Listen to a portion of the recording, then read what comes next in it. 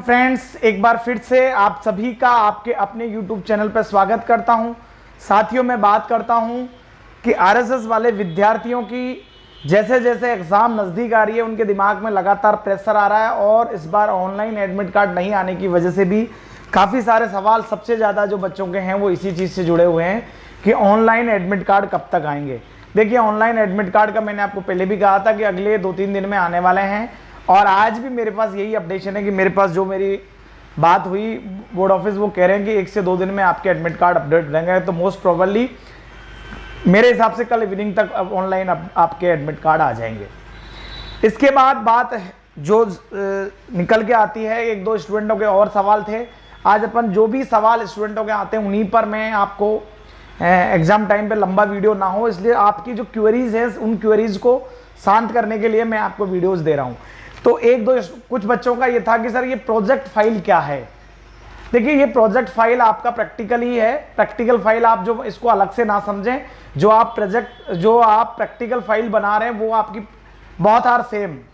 तो आप उस चीज़ को डिफरेंट अपने समझने के हिसाब से आप यही मान के चलें कि आप जो प्रैक्टिकल फाइल जो तैयार करके ले जाएंगे एग्जाम, प्रैक्टिकल एग्जाम के लिए, वो आपकी प्रोजेक्ट फाइल, प्रैक्टिकल फाइल बहुत आर सेम।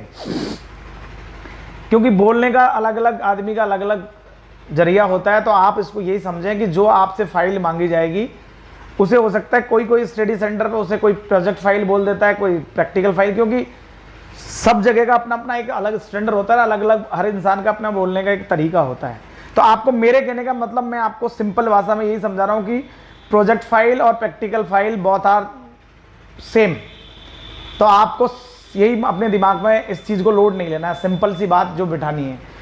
1-2 चीज़ और कुछ बच्चों का जो क्वेरीज थी वो ये थी कि सर कांग्रेस आज हर जिला हेडक्वार्टर पर सुनने में आया है कि आज प्रदर्शन कर रही है। नीट और ऐसे जो बड़े एग्जाम है, IIM के, इस तरीके के बड़े जो एग्जाम हैं उनके खिलाफ कि ये एग्जाम नहीं करवाए जाएं, इसके खिलाफ एक आवाज़ बुलंद कर रही है कांग्रेस और सभी सुनने में आ रहा है कि डिस्ट्रिक्ट हेडक्वार्टर पे आंदोलन कर रही है आज। ऐसा मुझे काफ़ी बच्चों के मैसेज आए। मैं न्यूज़पेपर भी नहीं आज पढ़ा नहीं हूँ जल्दी में, लेकिन मैसेज आए बच्चों के, तो मुझे लगा कि हो सकता है ऐसा है। लेकिन मैंने पढ़ा था कल न्यूज़ में भी, परसों भी, तो ऐसा प्लान चल रहा था।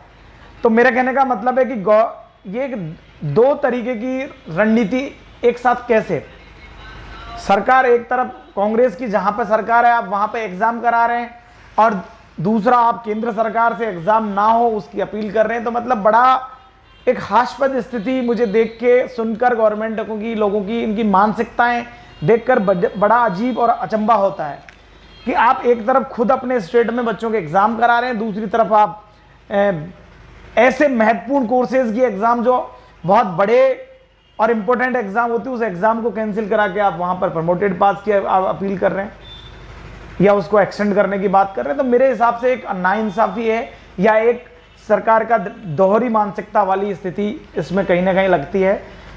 अगर आप इस चीज़ की मांग करते हैं तो अगेन मैं तो यही कहूँगा सरकार से कि जब आप इस तरीके की रणनीति के साथ आज सब जगह मांग कर रहे हैं तो आप सबसे पहले इन राजस्थान स्टेट ओपन वाले बच्चों के साथ न्याय करिए।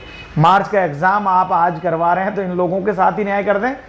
क्यों नहीं इन लोगों को आपने प्रमोटेड पास किया? और अगर आपको देर से दिमाग में आपकी चीज़ बैठी है तो आप पहले आप अपील और बीजेपी सरकार से तब अपनी मांग करना, पहले अपनी जो हजारों लाखों विद्यार्थी राजस्थान स्टेट ओपन के आपको लगातार ट्वीट किए और लगातार मांग की कि आप मार्च का एग्जाम सितंबर में लेकर क्यों भविष्य अंधकार में कर रहे हैं। तो आप इन सब बच्चों के लिए भी तो सोचिए।